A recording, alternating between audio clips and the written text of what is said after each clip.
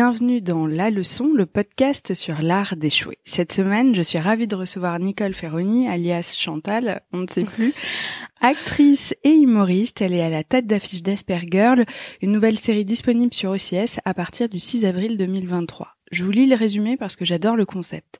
Louison, 38 ans, mère célibataire récemment séparée, découvre qu'elle présente un trouble du spectre de l'autisme lorsqu'on diagnostique son fils Guilhem, 11 ans, qui a blessé un camarade de classe le jour de la rentrée. À peine se sent-elle libérée par cette révélation qu'une enquête sociale démarre pour savoir, si elle doit conserver la garde de son enfant. Donc Louison décide d'apparaître la plus normale possible aux yeux de l'enquêteur social, mais ni elle ni sa famille ne sait vraiment ce qu'être normal signifie. Hello Nicole. Oui, bonjour. C'est fou parce que la semaine dernière, on en parlait avec une autre invitée du podcast, Angèle Ferremag. L'autisme met plus longtemps à être décelé chez les femmes. Comment ça se fait ? Alors de ce que j'avais lu, puisque je suis moi-même pas autiste, mais lorsque j'ai commencé à étudier l'autisme et aussi tout simplement parce que j'ai des amis qui le sont, ils m'expliquaient qu'en fait les femmes présentent une capacité d'adaptation sociale qui est plus importante. C'est-à-dire que elles vont avoir tendance à masquer plus spécifiquement leurs difficultés pour plus rentrer dans le moule que la société attend d'elles. Et en fait, c'est que une déclinaison, j'allais dire, de ce que vivent déjà les femmes. C'est ce que j'allais dire. On se doit déjà d'entrer dans un tel moule, sans être Asperger que en fait, on est dans le prolongement de des femmes qui doivent s'adapter aux attentes qu'on peut avoir pour elles, quoi. Physique, mentale. Bien sûr. On se va rigoler. Mais pas financière. Non, non. les attentes financières, ça on peut attendre encore un peu. Voilà. Non, parce que si on avait les mêmes attentes, là, ce serait compliqué. Oui, c'est... Les 21%, du coup, ils seraient... Ouais, non, faut pas quand même. Moi, je trouve ça d'autant plus intéressant que toi, tu viens de l'enseignement. En tant que prof, c'était un truc important pour vous. Est-ce qu'on vous apprend à l'école des professeurs à déceler ce genre de... Très peu. En fait, c'est vrai qu'on manque... en tout cas, moi, dans le cadre de mon parcours, moi, je suis restée 4 ans à l'Éducation nationale. J'ai eu très peu de formation, à la fois sur la détection des troubles, que ça soit des troubles scolaires ou plus personnels, des troubles psychiques des élèves. Je trouve qu'il y a eu à mon sens un vrai déficit, mais globalement surtout le lien humain, c'est-à-dire que la partie humaine de la classe, elle a été très peu abordée. Moi, j'ai beaucoup de cours sur les contenus, sur les compétences à évaluer, etc. Mais pas tellement finalement sur le relationnel prof-élève et globalement le relationnel même entre élèves. Et après, pour tout ce qui était en dehors de la détection, qui était vraiment de l'ordre de la prise en charge. Mais alors là, c'est même plus de ton ressort, quoi. Alors, si, ça peut être quand même du ressort de l'enseignant, parce qu'on est quand même censé prendre en charge la scolarité des élèves avec leurs différences, avec leurs bagages, c'est-à-dire tels qu'ils arrivent en fait. Ouais, t'as raison. Et donc on pratique quand même de la pédagogie différenciée, c'est-à-dire on essaye d'adapter les contenus aux élèves pour que chacun puisse progresser de la meilleure façon. Mais j'ai trouvé que c'était quand même très léger par rapport à ce qui est attendu déjà en termes légal, c'est-à-dire depuis la loi 2005 normalement, donc tous les enfants qui présentent des handicaps quels qu'ils soient, ils doivent être accueillis au même titre que les élèves qui ne présentent pas de handicap. Ah oui, donc c'est d'autant plus important d'avoir le bagage pour c'est-à-dire en fait on a une obligation, une obligation légale normalement en tant que l'État a cette obligation légale d'accueillir tous les enfants pour leur accorder les mêmes chances, mais par contre il y a pas les moyens qui ont suivi derrière. C'est-à-dire que par exemple moi dans des établissements soit dans lesquels j'ai été ou soit dans lesquels mes collègues ont enseigné, on a vraiment pu voir que par exemple ce qu'on appelait avant les AVS qui sont maintenant les AESH, qui sont les auxiliaires de vie scolaire, qui accompagnent les enfants en situation de handicap, leurs moyens se sont réduits ou en tout cas n'ont pas été renforcés. C'est-à-dire que par exemple un enfant qui présentent un handicap qui nécessiterait d'avoir une AVS à temps plein, se retrouvent à avoir quelques heures et puis des fois on passe l'AVS, on fait un peu comme un mercato. Ça doit être hyper perturbant pour l'élève qui du coup n'est pas systématiquement accompagné et puis il y avait vraiment ce truc de mercato, des fois voilà, on se dit je te prête mon AVS si tu me passes le tien. Est-ce qu'il y a un marché noir de l'AVS souterrain? Franchement, quasiment, c'est-à-dire que moi j'ai une copine par exemple qui est instite en classe Ulysse, donc c'est des classes qui sont spécifiques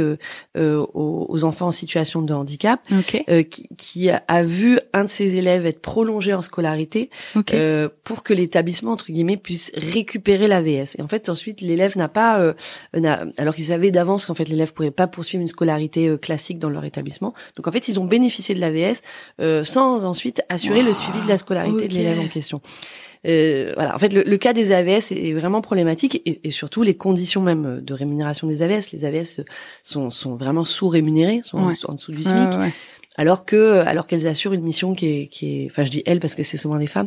Voilà, elles assurent des missions qui sont indispensables. Ouais, et puis un accompagnement auprès des parents. J'imagine que ça doit être une sacrée mission de vie parce que t'accompagnes un élève, mais t'es là aussi pour écouter les parents, leurs craintes, leur stress. Oui, et puis un gros boulot quoi. Et ce qui est aussi très délicat, c'est que dans le cas du handicap, il y a toujours une très grande solitude, c'est-à-dire que là, ne serait-ce que alors d'abord le diagnostic peut être très long, que ça soit que ça soit dans le cadre de l'autisme. Louison, elle a attendu 38 ans quand même. Est-ce que je repars d'Asperger? C'est voilà, dans la série effectivement, on a le cas de Louison qui a un diagnostic très tardif. Pour son fils Guilhem, là on va dans la série, c'est quand même à son entrée en 6e seulement qu'on le diagnostique. Et donc c'est vrai que dans le cas de l'autisme, il peut y avoir des diagnostics comme ça qui sont très tardifs. Et dans le cas du handicap en général, souvent le diagnostic peut être tardif et en fait ça pénalise beaucoup les familles, les personnes concernées et les familles autour, parce que du diagnostic va dépendre tous les moyens qu'on peut mettre en œuvre. C'est-à-dire va dépendre aussi le financement de la mise en place des moyens qui peuvent être débloqués. Et donc tant qu'il n'y a pas ce diagnostic, il y a pas le reste qui suit. Et sauf que voilà, le diagnostic en fait pour qu'il soit fait par des personnes compétentes, faut déjà qu'on le voit, faut qu'on le détecte, donc qu'on y soit sensible, qu'on y soit à l'écoute et qu'il y ait cette disponibilité, que ça soit en classe ou ailleurs. Ouais, c'est pas, désolée, je change de sujet. Alors mon podcast est lié à l'échec, mais je profite de toi. Mais et non seulement de tes connaissances, de ton expérience, parce que je trouve que c'est un sujet qui est hyper intéressant. Et, je pense que le personnel de santé serait tout à fait d'accord avec toi. On a envie on n'a pas les moyens nécessaires pour. Ça doit être hyper frustrant quand t'as envie, mais qu'il y a pas la capacité derrière pour assurer. Et tu vois, ça me fait penser à une phrase un peu qu'on dit tout le temps tu sais, de plus en plus, les parents rejettent un peu la faute de l'éducation sur les profs. Je me rends compte vraiment ces dernières années c'est le fameux prof bashing. Ouais, exactement. Ouais. C'est le prof qui aurait dû inculquer les valeurs, à mes enfants. Sauf que en réalité, donc on te dit ça, et en réalité, toi, on focus tout ton apprentissage sur le fait de bien noter un élève, et on t'apprend pas cet accompagnement à côté. Donc en fait, c'est sans fin, quoi. Moi, à titre personnel, je trouvais pas assez. Je trouvais que dans la formation, on centrait pas assez notre attention sur le relationnel, alors que c'est ce qui, pour moi, c'est la base. C'est l'étape 1 en fait. Exactement. Pour apprendre, pour créer du lien, c'est l'étape 1. Voilà, c'est vraiment la porte d'entrée par lequel ensuite l'enseignement, vraiment le contenu pédagogique peut passer. Mais si le relationnel marche pas, le reste peut pas aller avec. Et en fait, concernant le prof bashing, parce que je l'ai vécu aussi. C'est vrai que globalement, en fait, dans l'opinion, on a l'impression qu'il y a un prof bashing. Après, dans le vécu, moi, j'ai quand même vu des parents qui étaient assez solidaires et assez lucides sur ce que vivaient les profs. Je pense que les parents le sont d'autant plus depuis le confinement. Ouais, c'est clair, c'est clair. C'est donc ça. Voilà, c'est donc ça. Parce que moi, les miens, ils sont que 2 à la maison et déjà, je m'en sors pas. J'espère qu'il y a eu des beaux cadeaux de fin d'année après, parce que... Non, mais c'est vrai, il y a des parents, je pense, qui d'un coup ont pris la mesure de ce que ça pouvait être, en fait, de gérer 30 élèves, par classe, ne serait-ce que pendant 1 heure, c'est sportif, hein, c'est de l'ordre du sport de haut niveau. Ah, de dingue. Et du coup, je vois que en fait, ce qui est le pendant du prof bashing, qui serait donc le prof soutening, c'est que les gens quand même se rendent compte aussi que les enseignants ont de plus en plus de missions. C'est-à-dire que au départ, il y avait peut-être juste la mission d'enseigner, et puis maintenant, on a vraiment cette mission d'enseigner, d'accompagner, de prévenir, d'alerter. Voilà, il faut qu'il y ait ces missions-là. Sauf que le problème, c'est que pour l'instant, voilà, à titre personnel, je trouve que les moyens n'ont pas suivi. Enfin, je dis à titre personnel, mais oui, je pense que c'est vous êtes beaucoup à avoir ça à titre personnel. Voilà. Ça va faire beaucoup. Oui. Ouais, c'est clair. Bah, tu vois, et on va terminer sur ce sujet, mais qui introduit bien aussi notre épisode. On en discutait donc avec Angèle. Elle était dyslexique. Elle s'en est elle-même rendue compte vers la première terminale, tu vois. Oui. Un autodiagnostic. Ouais, un autodiagnostic. Moi, j'avoue qu'une fois ou deux, j'ai tapé est-ce que je suis autiste et j'ai fait un test BuzzFeed et non, je ne le suis pas. J'avais 2-3 questions sur moi. Merci BuzzFeed donc parce qu'elle a été diagnostiquée. Mais c'est vrai que ça peut arriver. Enfin voilà, il y a tellement peu de moyens que les profs aussi arrivent à bout et te disent des phrases regrettables du genre mais qu'est-ce que t'es bête ou des trucs comme ça. Oui, ça peut arriver. Ça marque énormément une scolarité parce que c'est l'autorité. Bien sûr. Tu vois. Oui, et puis parce que la parole du prof, on a l'impression voilà que c'est un verdict en fait qui tombe. De dingue. Donc c'est vrai que mais à l'inverse, si t'as pas eu le bagage pour gérer émotionnellement et toute une classe de 30-35 élèves qu'on t'apprend surtout à sanctionner et que tu te retrouves à gérer des ados de plus en plus compliqués, ouais, l'envers du décor, il est pas facile et ça s'entend aussi, quoi. Bon, aujourd'hui, on va parler CAPES, on va parler à Greg aussi. On va parler à Greg. Non, parce que je suis en face d'une tête. Ouais, je suis impressionnée. C'est le moment où je me la pète. Moi, j'ai eu mon premier flocon. Personnellement, mais moi je ne l'ai pas. Je ne l'ai pas. En revanche, je ne sais pas ce qui est. Donc, Nicole Ferroni n'est pas parfaite. Voilà. Non, j'ai la tête, mais j'ai pas les jambes. Et encore, j'ai pas toujours la tête. Mais... Bon bah aujourd'hui, on va essayer de l'utiliser malgré tout. Toi, c'est hyper chouette parce que cette difficulté à avoir ce diplôme t'a poussé à prendre une voie différente, une autre voie, tout à fait. Un pas de côté. Et aujourd'hui, c'est non, et aujourd'hui, je remercie mon échec. Mais de dingue. Je remercie mon échec parce que donc effectivement, moi d'abord j'ai eu le CAPES, j'étais professeur certifié et alors, comme beaucoup de on va rembobiner. Ah oui. Est-ce que toi tu avais envie d'être professeur? Est-ce que c'était une opportunité qui s'est présentée? Oui, moi j'avais envie d'être enseignante. Alors je pense qu'il y a une grande partie liée à l'héritage familial puisque donc je suis d'une fratrie de 4, je suis la dernière et je suis la seule à avoir fait comme mes 2 parents qui sont tous les 2 enseignants. Un psy adorerait voilà. analyser ça. Ah oui. Ah oui, là en plus c'est bien, c'est vraiment le doggy bag de la psychologie familiale. Avec la situation très simple, quoi. Donc oui, je me suis fait l'héritière des parents. Donc mon père professeur de chimie, ma mère professeur d'allemand. Et là, en fait, où justement, je pense que je me suis fait arnaquer, c'est que ma mère est prof d'allemand. Il faut savoir que les profs d'allemand, ils ont des classes avec très peu d'effectifs. Mais oui, c'est vrai. C'est-à-dire qu'ils ont des 18 élèves. Elle a eu assez peu d'élèves. Je pense. Comme en plus elle était prof d'allemand, ce qui était assez rare, je pense qu'elle a eu une progression dans sa carrière qui était plus importante que si on est dans une matière où il y a un très très fort turnover. Donc en fait ma mère, l'image que j'en avais, c'est une femme très épanouie dans son travail, mais parce que voilà justement elle avait des faibles effectifs, des élèves hyper intéressés, parce que c'est comme en gros si elle travaillait en demi-groupe toute sa vie. Ouais. Et moi quand je suis devenue prof de SVT, parce que je suis devenue prof de SVT, d'un coup je me suis retrouvée avec donc des classes de 36 élèves. Et 36, ah ouais. Ouais, et très enfin je veux dire et beaucoup de classes, c'est-à-dire que par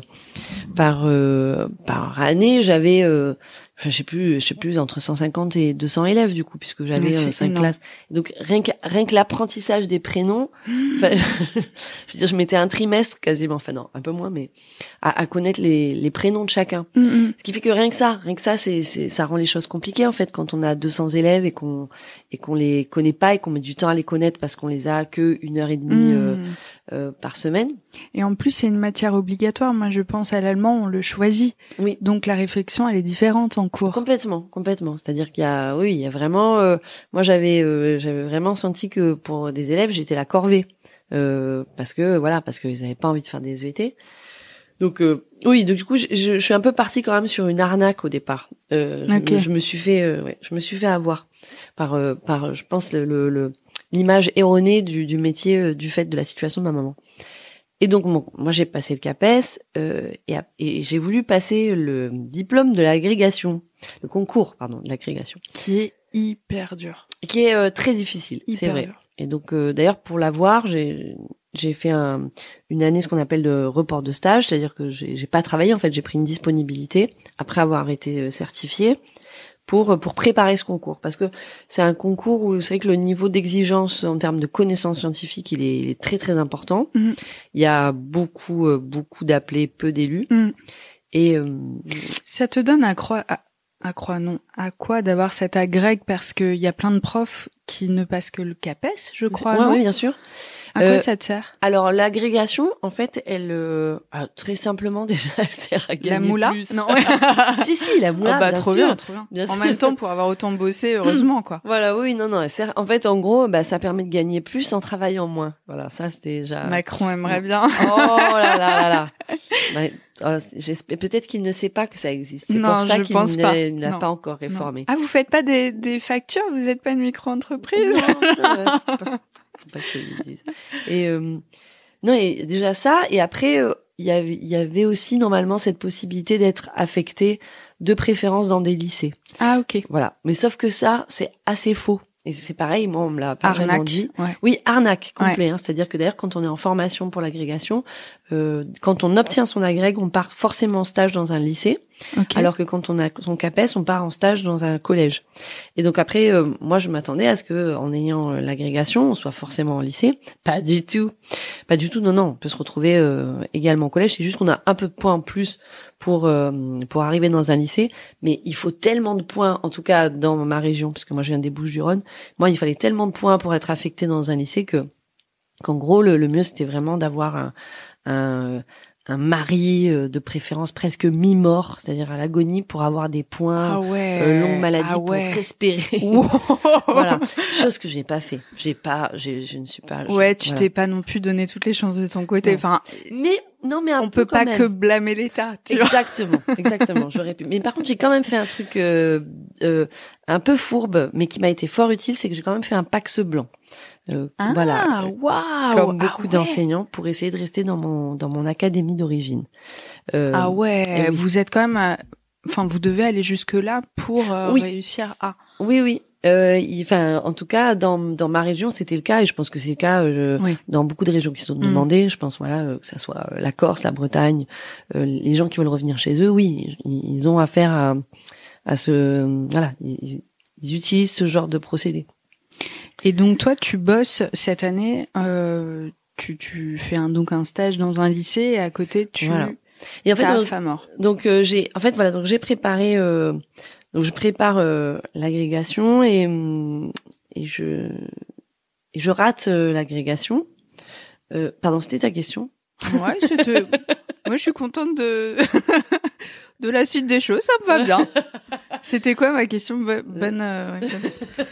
Je ne sais non, mais on réécoutera le podcast, et si besoin, je ferai un deuxième podcast. Je lui demandais sa couleur préférée, ce n'était pas sa question, c'est pas grave.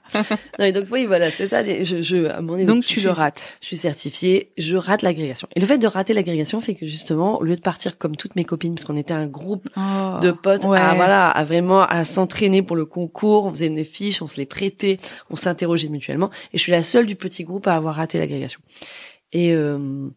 Et en fait, donc, elles partent en stage en lycée, tandis que moi, pour ma première année d'enseignement, je suis affectée dans un collège à ce moment-là un collège ZAR. Alors ça n'existe plus les collèges ZAR. ZAR à ce moment-là, ça voulait dire zone ambition réussite. Ok. Et donc c'était un sigle. Donc c'est ZEP. Alors c'est au-delà de ZEP. Ah.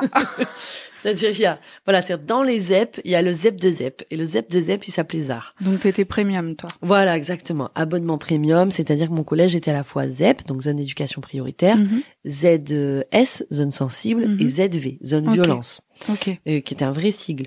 Et en fait, ZAR, donc zone ambition réussite, c'était, en gros, ça regroupait les 250 établissements de France jugés les plus difficiles et les plus en difficulté. D'accord. Sur la base de 3 critères. Je crois que c'était le retard scolaire des élèves, c'est-à-dire le nombre de redoublants, on va dire, voilà, et l'amplitude de leur retard.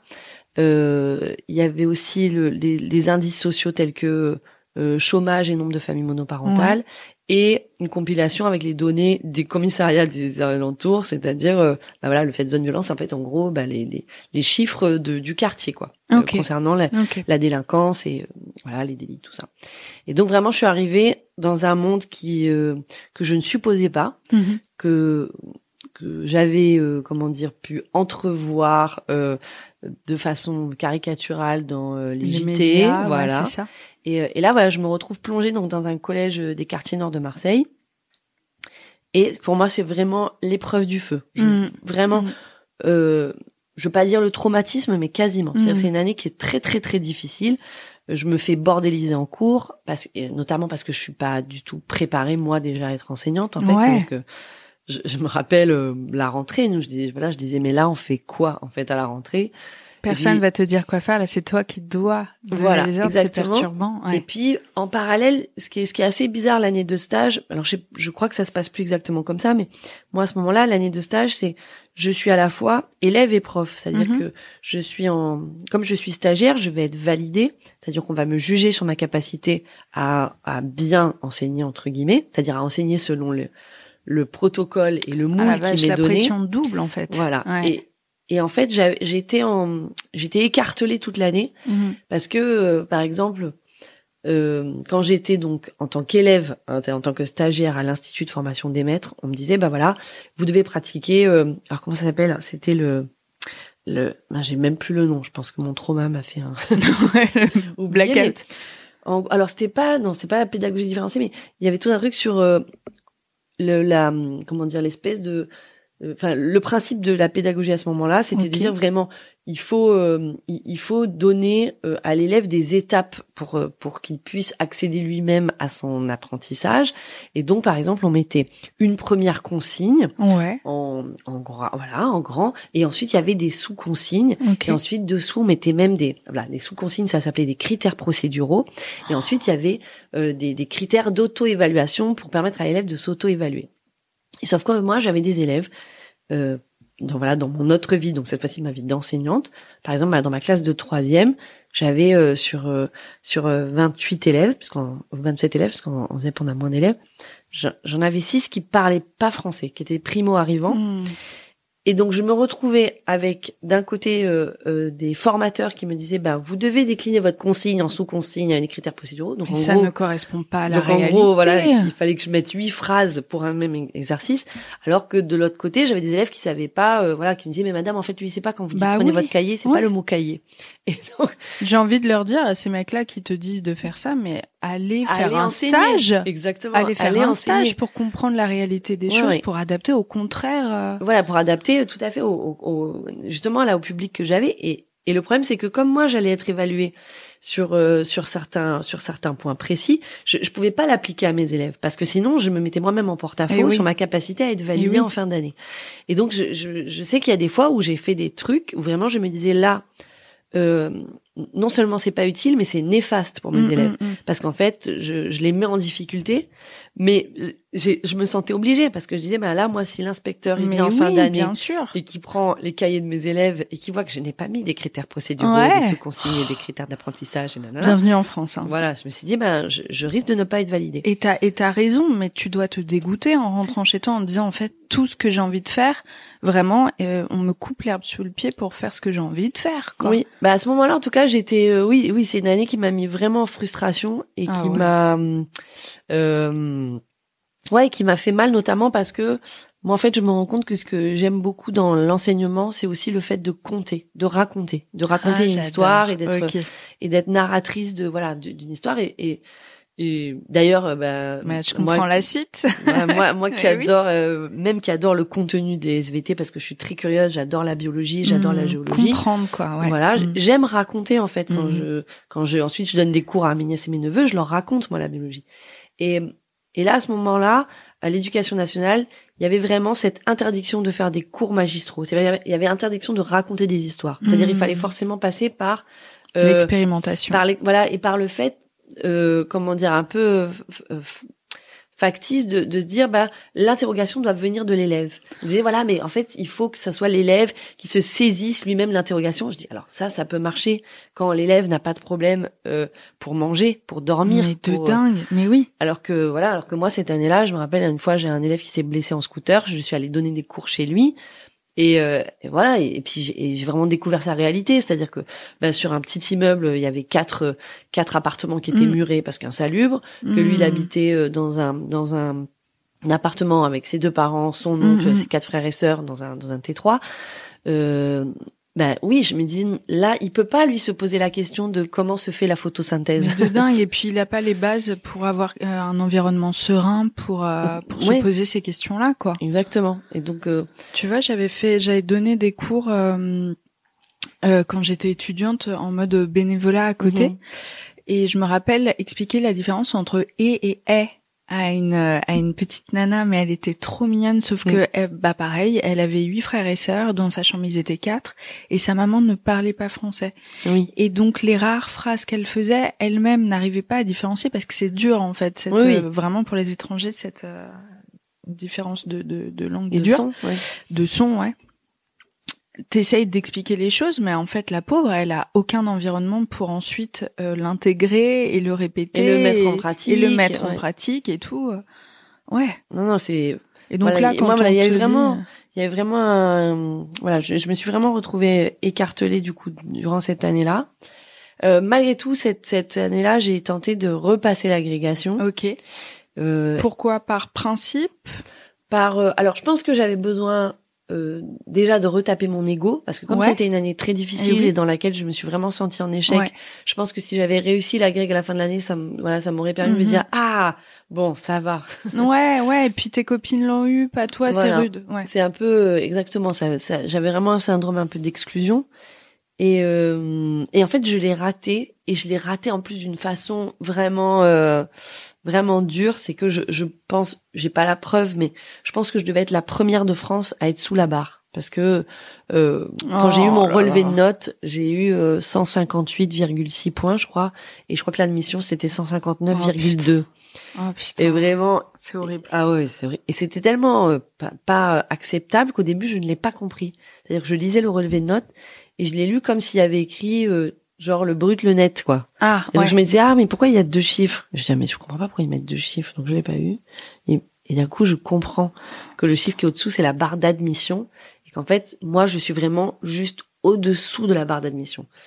Et là, vraiment, c'est une journée où j'ai insulté. Oh non, mais j'ai évidemment. Insulté l'horizon, parce que je suis allée à la mer et tout. Je suis allée à la plage, exactement.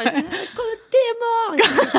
Voilà. Au moins, t'as appris plein d'insultes parce que mon copain marseillais, il m'en apprend tout le temps. Voilà. Non, et le Laconte de T'es mort, c'est vraiment celui qui est bien. Parce que bon, en plus, comme les morts, ils sont pas là, ils peuvent pas se vexer. Exactement. Donc, presque ils comprennent. Voilà. Ils sont là. Oui. Mets-le sur nous. Eux, ils ont vu, ils savent. Donc, ils sont de notre côté. Laconte de T'es mort, je l'adore. Donc, c'était, non, franchement, c'était dur. Et en plus, voilà, comme un échec ne va pas seul, donc j'ai raté 2 fois l'agrégation. Évidemment, comme c'est une année qui a été difficile pour moi, cette année-là, je n'avais pas encore eu cette bonne idée de faire un Pax blanc, chose que toutes mes camarades avaient fait. Okay. Et donc elles sont restées dès l'année d'après dans les Bouches-du-Rhône, donc là, le département dont je suis originaire, alors que moi j'ai été mutée en Essonne. Oh mon pauvre. Donc en plus t'as plus tes copines. J'ai plus mes copines, j'ai plus ma famille, et je me retrouve en Essonne à la rentrée avec tout ce que ça comprend de très folklorique quand une Marseillaise entre guillemets arrive à Paris, c'est-à-dire que d'un coup on découvre le prix des loyers. Je fais des visites pour des locations, mais d'un autre monde. Ouais. C'est-à-dire vraiment, enfin, je sais qu'il y a beaucoup de gens qui ont fait des documentaires à ce sujet, mais c'est incroyable. J'ai l'impression d'être dans un film. C'est-à-dire, on me proposait des chambres sans fenêtre, des chambres où il y avait la place de mettre un lit, une place, mais pas de table de chevet. Donc, c'est même pas légal, hein. Non, c'est pas, c'est pas légal. Et je crois que c'était pour 600 € et que j'étais prête à accepter parce que, en fait, sinon, j'allais dormir dehors. Ouais.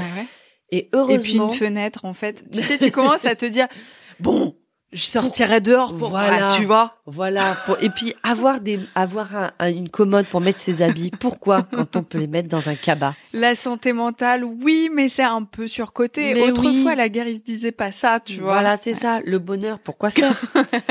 Non, vraiment, c'était. Je rigole, mais c'est l'enfer. Ouais, c'est très dur. C'est très dur. Et surtout que j'arrive du coup dans mon établissement de rattachement et j'explique. Je lui dis voilà, j'ai pas de. Enfin non, d'abord la dame, la principale. Du collège me dit bon Madame Ferroni, en fait on n'a pas encore de classe à vous donner, de classe d'élèves, parce que donc, comme j'étais remplaçante, elle me dit voilà, entre guillemets il y a pas de prof malade, mais vous allez donc faire des heures de CDI, donc CDI pas voilà, le CDI la bibliothèque quoi. Et c'est-à-dire je dis mais c'est-à-dire bah vous savez peut-être aider les documentalistes à ranger les livres et en fait, moi, je venais de demander une dispo pour repasser la grecque une 3e fois mais avoir une année de vraiment disponibilité.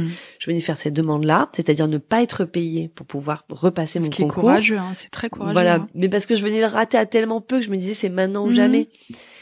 Non, mais il faut le dire. Voilà. Et là, la dame m'explique que non, qu'on veut me payer, mais pour que je déplace des livres, alors que je n'ai pas de maison. Et moi, je disais mais en fait. Je dis pardon, mais moi j'ai pas d'appartement. Je viens d'apprendre mon affectation il y a 2 semaines. Je dis est-ce que vous permettez que je prenne quand même une semaine de plus pour chercher une maison?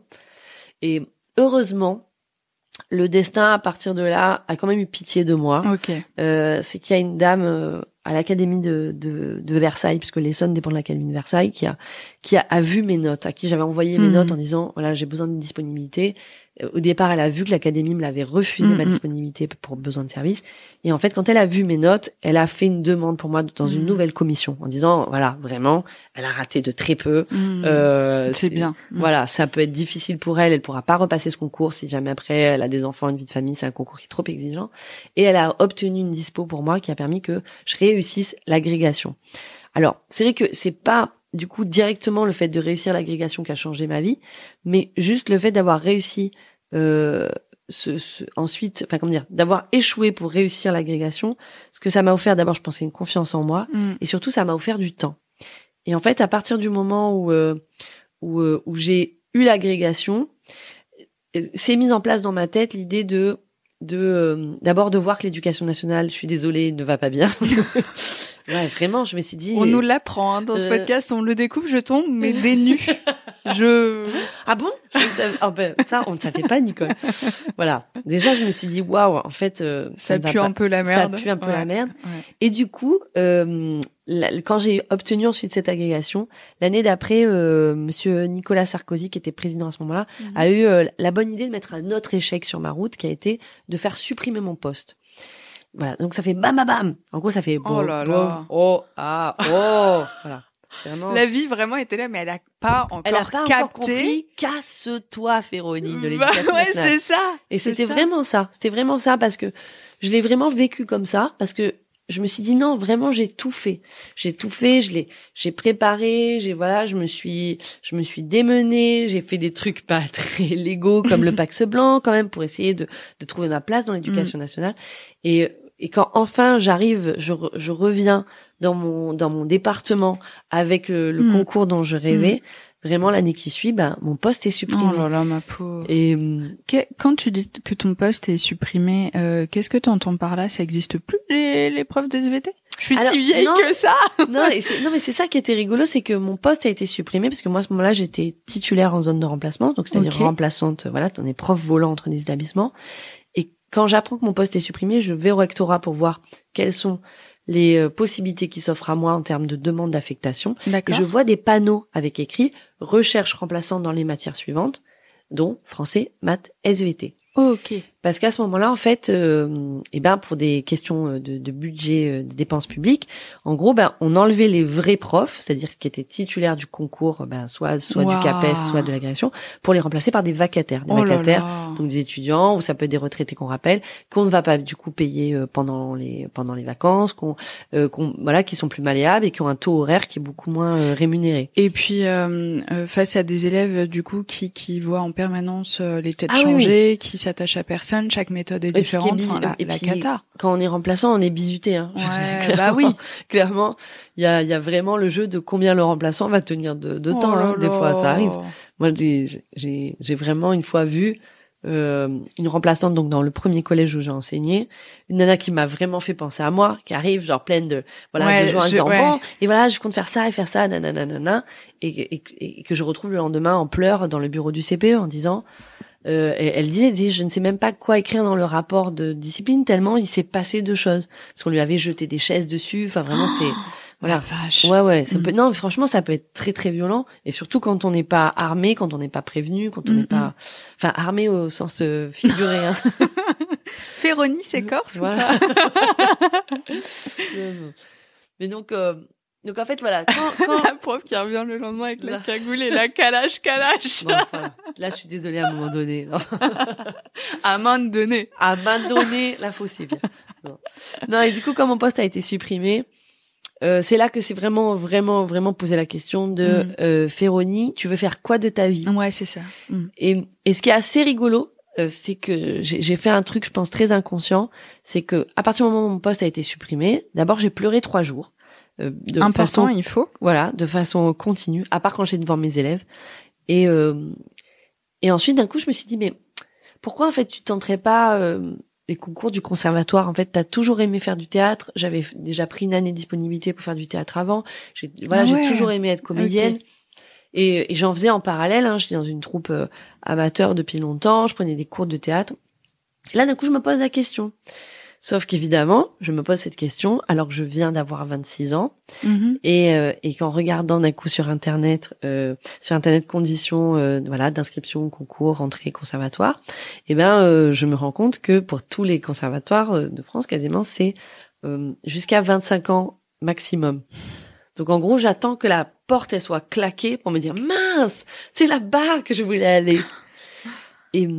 Et ça m'a fait réfléchir. Je me suis dit, mais qu'est-ce qui s'est passé, Nicole? Pourquoi tu as fait ça? Et en même temps, il y avait tellement de choses de choses négatives qui s'étaient accumulées dans l'éducation nationale que je me suis dit, bon, là maintenant, en fait, tu peux pas compter sur cette institution pour te rendre heureuse, parce que même quand elle te donne quelque chose, elle te le reprend. Et c'était le cas de mon poste. Hein, je l'ai vraiment vécu comme tu as bien galéré pour l'avoir. Allez, hop, on casse le truc. Ouais. Que du coup, je me suis dit non, je peux pas rester là parce qu'en fait c'est une institution dans laquelle je peux pas avoir confiance parce qu'on nous aide pas, on nous accompagne pas. C'est des situations qui sont trop difficiles. Donc je me suis dit comment tu peux créer ton bonheur. Et en fait, du coup, j'ai demandé un mi-temps annualisé. Donc, le concept d'un mi-temps annualisé, c'est qu'au lieu de travailler un peu chaque semaine, c'est qu'on travaille à temps plein la première partie de l'année et on travaille pas la deuxième partie de l'année. Ah, c'est chouette, ça. C'est très chouette. C'est une toute petite case. Je le dis au cas des enseignants. Ouais, bien sûr. Dans les formulaires de demande pour l'année d'après, c'est une toute petite case où tourner la page. Mi-temps, changer de vie. Non. C'est une petite case quand on demande un mi-temps. Il faut préciser juste c'est un mi-temps annualisé. Et donc moi j'ai coché cette case. Et donc l'année d'après, j'ai travaillé à temps complet pendant 6 mois. Et après les 6 autres mois, en fait, je me suis offert du temps. Alors je suis retournée vivre chez mes parents parce que s'offrir du temps, ça veut dire s'offrir moins d'argent. Et il faut le dire aussi, ça fait partie du truc. Ouais, et ça fait oui, l'argent, la thune, hein, on en est dépendant, donc ça fait partie des choix de vie. Et après, j'ai commencé à pas à me dire que j'allais écrire un spectacle, mais je notais des trucs sur des feuilles, et je me griffonnais des idées de sketch ou des idées de texte, et je les ai accumulées comme ça. Et puis en parallèle, j'ai fait pigiste pour la Provence. J'ai commencé à écrire des chroniques, des petites chroniques sur un blog. C'est trop chouette. Ouais. Et j'ai commencé en fait à développer des choses qui étaient plus créatives et plus de l'ordre de l'écriture ou du jeu. J'ai repris de façon plus intense les cours de théâtre. Et puis finalement, un jour, je me pousse au cul et je me mets en tête que je vais créer un spectacle. Voilà, faire un one-man show, parce qu'à ce moment-là, je faisais à la fois du théâtre dans lequel j'interprétais des choses, je faisais du slam, voilà, et des chroniques et des piges cool. dans lesquelles j'écrivais, mais j'avais jamais pensé à écrire vraiment pour moi et interpréter. Et en fait, donc c'était l'année 2009 et j'ai commencé à créer un spectacle, à réserver une salle. Ça, c'est ce que j'ai fait d'abord. Je me suis réservé, voilà, j'ai réservé une date. Comme ça, t'as plus le choix. Voilà, exactement. Ça marche très bien pour les gens qui, comme moi, procrastinent. Ne pas hésiter à poser une date et de toute façon, à un moment donné, voilà. Je vais ouvrir mon carnet, je vais prendre des notes. Je me sens très concernée. Ah, mais alors, il y a une super citation. Elle est de Walt Disney. C'est la différence entre un rêve et un projet, c'est une date. J'adore. Et franchement, c'est vrai. Ouais. Moi, donc j'avais posé cette date du 5 novembre 2010. Et donc l'année, voilà, revient la rentrée scolaire, donc en septembre. À ce moment-là, je suis encore prof. Le destin est vraiment en ma faveur cette fois-ci. Bah, t'as trouvé ta place. Puisque l'éducation nationale m'affecte en tant que remplaçante dans un établissement qui est à côté du théâtre que j'ai réservé. Ah, c'est magique. Donc, mais vraiment à 500 mètres. Et donc, je peux aller tous les jours, une fois que j'ai fini d'enseigner, répéter en résidence mon spectacle. Putain, c'est fou. Alors bon, ça on y croit pas, mais j'ai l'impression que quand on trouve sa place, l'univers fait de la place pour nous. Exactement, oui. C'est dingue. Hein. Non, mais c'est vrai.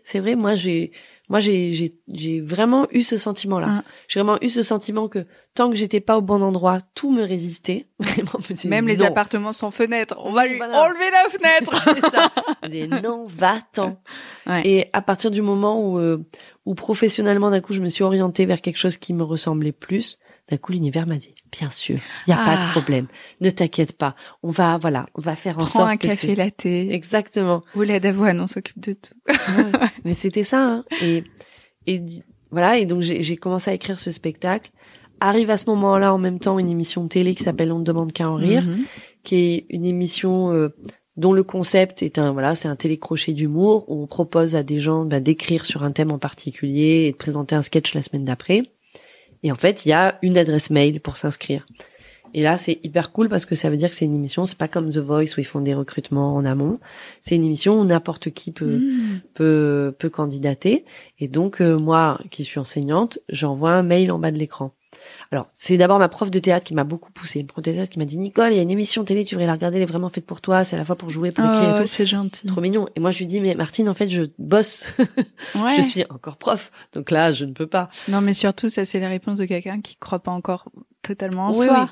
Oui, qui a pas. Mais non. Exactement. J'avais pas cette fenêtre, en fait, dans mon esprit de me dire c'est possible.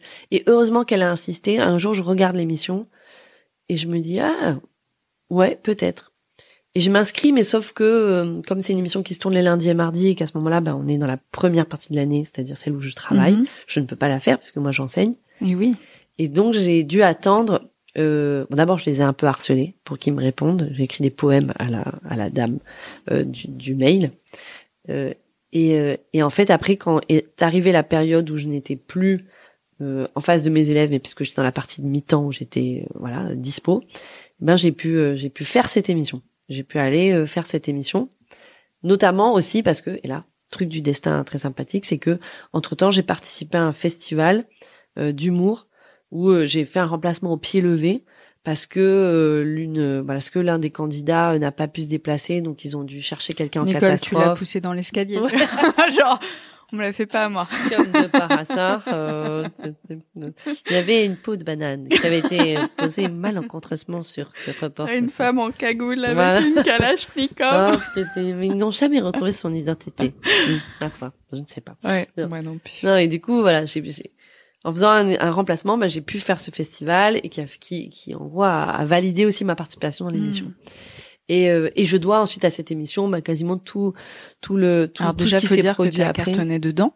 Oui, c'est vrai. Je fais 3 ans en fait du coup On demande qu'à en rire, une émission qui était très suivie en plus par une tranche de la population vraiment bien particulière. C'est celle qui était chez elle de 17 à 18 heures. Okay. Donc en fait j'étais très connue des ados, des retraités et des maraîchers ou tous les gens qui travaillent le matin. C'est génial, ok. J'avais remarqué que quand j'allais au marché le matin, les gens me reconnaissaient, ce qui n'était pas le cas. Ah ouais. Mais parce que ils bossent le matin et le soir, ils pouvaient regarder, on demande qu'à en rire. Ok, c'est marrant.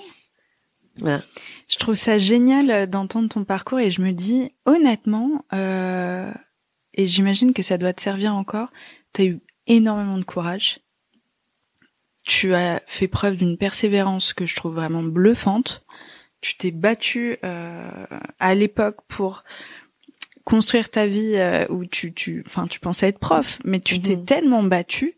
J'imagine que ça doit te donner de sacrées armes dans ton métier maintenant bah voilà, t'es dans un métier qui est pas facile, où faut se battre, où faut pas baisser les bras. Aussi, mais en fait, ça m'a surtout donné beaucoup de gratitude. C'est-à-dire déjà, moi, je suis vraiment. Ah ouais, tu dois savourer quoi. quoi. Oui, je savoure énormément le fait de me sentir plus à ma place et dans un métier qui pour moi est beaucoup plus épanouissant.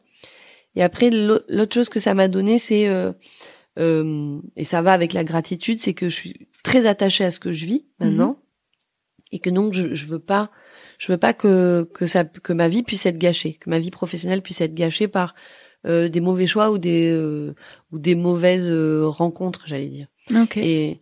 Et par exemple, là, quand on était à On demande qu'à en rire,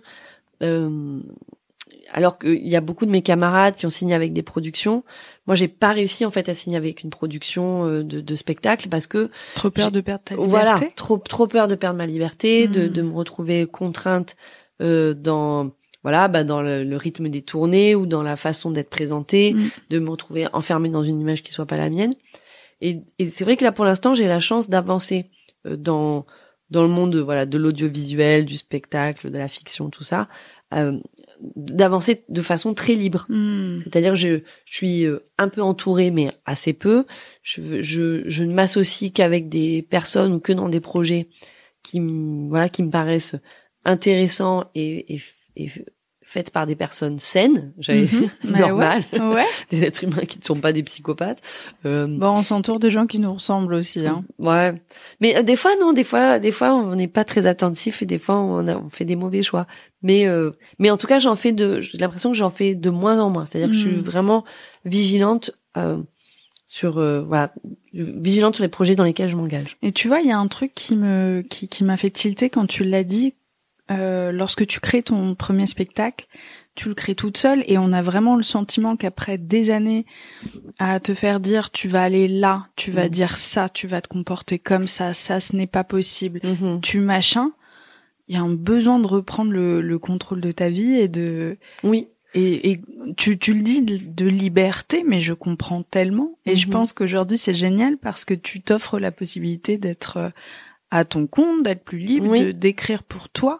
Oui, complètement. En fait, c'est vrai que une des raisons, je pense aussi, pour lesquelles je suis partie de l'éducation nationale, c'était vraiment le sentiment d'enfermement. Et à partir du moment où j'ai commencé à envisager notre porte, c'est vrai que je me suis vraiment sentie comme un artisan, un artisan qui vraiment, petit bout par petit bout, va créer son œuvre, son objet. Et j'ai vraiment eu, moi, ce sentiment de faire un travail de fourmi, un travail de fond sur le très long terme. Ne serait-ce qu'administrativement, par exemple, se faire une place à l'éducation nationale, c'est-à-dire se dégager du temps, que ça soit pour le mi-temps annualisé, que ça soit ensuite quand j'ai décidé même de démissionner. Démissionner, par exemple, à l'éducation nationale, c'est pas facile. C'est-à-dire que ça m'a demandé... C'est presque quelque chose qui se fait pas. Moi, j'ai déjà entendu ça. Ouais. D'ailleurs, à mon époque, je sais pas si c'est encore le cas, mais quand, par exemple, on allait sur la plateforme de gestion de carrière, ça s'appelait e-prof, pour avoir des informations sur la démission, dans tous les onglets cessation d'activité, il y avait congé maternité, congé formation, démission. Et démission, c'était le seul qui n'était pas cliquable. Il n'était pas actif. La flèche, elle passait dessus, tu pouvais rien faire. Et rien que ça. Secours, mais c'est ça. Là. C'était l'escape game, en fait. Ah ouais. Et rien que le fait, justement, de demander, par exemple, le mi-temps annualisé, normalement, il faut le demander à son chef d'établissement. Et moi, le rectorat me disait, oui, mais comme vous êtes remplaçante, vous n'avez pas de chef d'établissement, donc vous pouvez pas le demander. Et moi, je disais, mais il n'y a rien qui m'interdit de le faire. Donc, à chaque fois, j'innovais. Et d'ailleurs, mon gestionnaire du rectorat, ensuite, il est venu me voir en spectacle. Parce que on a presque eu un chemin commun ensemble. Ah ouais. Parce qu'à chaque fois, je lui disais, mais non, mais ça, je pense que j'ai le droit de le faire. Il me disait, Madame Ferroni, je vais m'enseigner, mais moi, je suis pas sûre, hein, j'ai jamais vu. Hein. J'adore. Ah ouais, c'était assez rigolo. Monsieur Auxerre, il s'appelait. Bonjour, Monsieur Auxerre, si vous nous écoutez. Ouais. Qu'est-ce que tu tires de cette période-là aujourd'hui? J'ai l'impression qu'il y a beaucoup de tendresse. Oui, beaucoup de tendresse, et je tire de cette expérience-là un peu ce que des fois je retire du sport, c'est que j'aime pas le faire, mais c'était bien que je l'ai vécu. C'est-à-dire qu'à vivre en fait, ça a été plutôt difficile. Plutôt, ça va de très difficile à difficile. Après j'ai aussi eu des moments très très chouettes. Hein, faut pas. Voilà, je vais pas rendre le tableau tout noir parce que c'est pas vrai. J'ai aussi eu des moments de franche rigolade avec mes élèves et vraiment des bonheurs, des réussites et tout. Mais globalement, ça reste quand même difficile. Mais pour ma construction personnelle, je trouve que c'était essentiel que j'ai vécu ça. Parce que ça m'a, évidemment, d'abord, ça m'a permis de trouver ma place. C'est-à-dire que par système de essai-erreur, je me suis dit, j'ai essayé, j'ai échoué là-bas. On sent la biologiste. Je vais ailleurs. Oui. T'as été prof de SVT, toi. Hein. Ouais. Non, ça se voit. Voilà, il y a ça. Et puis ça a fondé, ma vision politique aussi, en fait, du monde. Parce que le fait de voir la différence entre les lois ou les initiatives qui sont prises tout en haut d'une pyramide sociale, et ensuite de voir quels sont les effets sur le terrain, et de voir voilà le gouffre qui se crée entre les deux, ça a vraiment fondé mon point de vue politique sur le monde. Je pense que c'est pas pour rien si j'ai fait des chroniques politiques pendant 7 ans sur France Inter, pour dans lesquelles j'ai dénoncé, dans lesquelles j'appuyais là où ça fait mal. C'est parce que pour moi, j'en ai envoyé plus d'une à ma mère, hein, en mode écoute ça. Ah ouais. Ah ouais. Non mais c'est vrai, en fait, c'était trop dur pour moi. C'était trop dur pour moi quand j'étais enseignante. De vivre des réformes que je trouvais à l'opposé de l'intérêt général, de vivre des suppressions de postes que je trouvais à l'opposé de l'intérêt général, où je me disais, mais là, vous considérez que c'est de l'économie de dépenses publiques, mais en fait, à partir du moment où on économise sur la qualité de l'enseignement, la qualité du bien vivre ensemble, ben on va le payer. On va pas le payer cette année, mais dans 2 ans, 3 ans, 10 ans, tout ce qu'on aura mal planté, tout ce qu'on aura mal semé, ben ça va mal pousser. Et voilà. Et donc, je retire aussi beaucoup ça, en fait, de cette période. Ouais, ça a façonné ton regard et c'est hyper intéressant. Et puis, je me dis que sans ça, t'aurais peut-être jamais osé aller vers cette voie-là. Ah, c'est sûr. Non, mais c'est même sûr. Il fallait vraiment que tu touches le fond pour te dire, j'ai plus rien à perdre, quoi. Exactement. C'est-à-dire, j'avais besoin, je pense, j'avais besoin de souffrir à ce moment-là pour me poser des questions sur où était mon vrai bonheur. Et puis toutes ces années où tu passes le concours, tu prends pas le temps de te dire qu'est-ce que je veux faire vraiment, parce que t'es vraiment dans une suite logique. Enfin, t'as pas à te poser de questions, t'as une date comme tu le disais, comme dit Walt Disney. Et ben tu te focuses là-dessus et puis basta, quoi. Exactement, oui. J'apprenais le cytochrome, la protéine P53, mais oui. Après ma vie beaucoup moins. C'était trop intéressant. Merci vraiment pour cet épisode. Merci. C'est la première fois qu'on parle sur ce podcast du système de l'enseignement en France, et vraiment il y a tellement à dire. Je crois qu'il faut qu'on s'arrête parce que les gens font leur footing en écoutant mon podcast, les pauvres. Ils vont avoir les cuisses en feu. Tu vois, genre, si on continue. Désolée.